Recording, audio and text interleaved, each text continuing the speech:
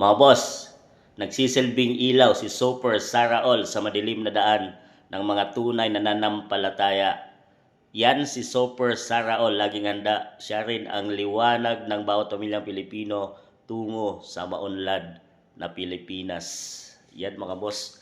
Ngayon nga ay nakikita nating mukhang nasa madilim na kalagayan ang ating bansang Pilipinas dahil sa dami ng korupsyon mga boss. Tong flood control project corruption, mga budget insertion.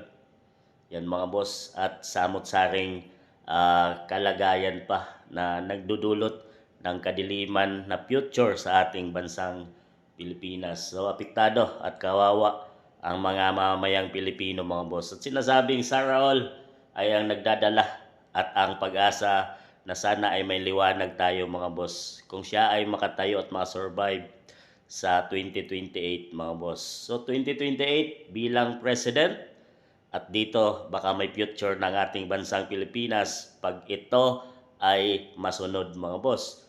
Vice President si Baste Duterte, magiging Speaker of the House si Pulong Duterte, at maging Senate President si Rodante Marcoleta.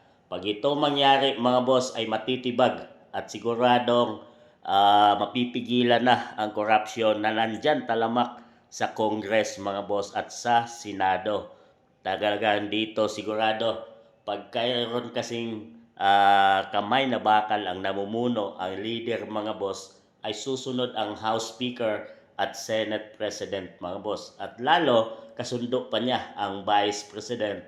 So magiging matuwid na ang takbo ng ating bansang Pilipinas, at yan nga ang ikinakatakot ng mga leftist mga boss, itong mga dilaw, mga pink, mga pula na nagsama-sama na ngayon at samot-saring kaso na ang kanilang isinasampa laban sa mga Duterte's allies. Dahil posibleng sa 2028 mga boss ay ito ay mangyari, at talagang dito sila kinakabahan dahil mapipigilan na ang kanilang pamamayagpag na pagkuha at pagkurap sa pondo, sa pera ng mamamayang Pilipino.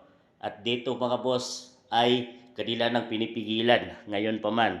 At kung ano-ano na ang mga kaso na isinasampan nila, binabato nila laban sa mga kalaban ng Dutertes.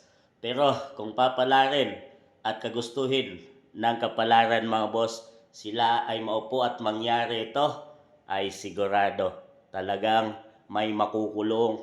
At dito sila takot mga boss dahil mapipigil na ang kadilimang dinanas ng ating bansang Pilipinas ngayon. Ang korupsyon na hanggang ngayong 2026 budget ay talamak pa rin ang mga insertion ng mga congressman at mga tiwaling tao na nasa ating gobyerno mga boss. So ano sa palagay nyo? Dito mga boss, kung masusunod ito at nasa taong bayan, lalang ang desisyon para mangyari ito mga boss. So papayagan nyo di bang mangyari ito na magkaroon tayo ng liwanag sa darating na 2028?